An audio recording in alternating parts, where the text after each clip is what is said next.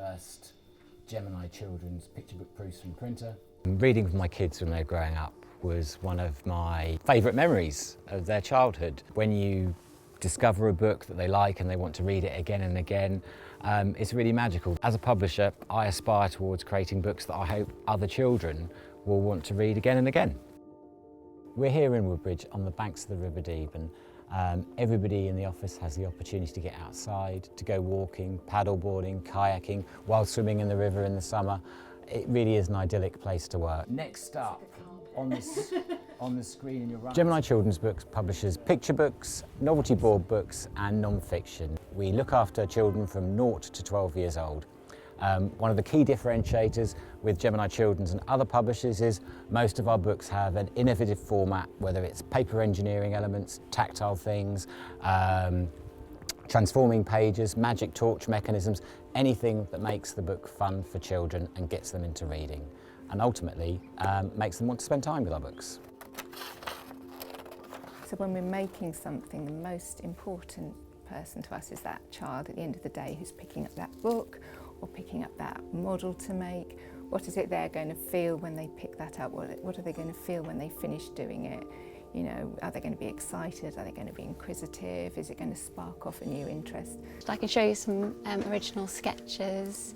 So we kind of go from, so it kind of begins with sketches, and I sketch them out digitally using Photoshop, and then figuring out text placement, and then from this I take it into Illustrator or Photoshop and do the final artwork. The white ones are the original prototypes, and what I'm doing at the moment is we've had proofs back from the printer, and I'm just testing them, putting them together with our instruction book, just to make sure that nothing's gone astray, everything's still as it should be.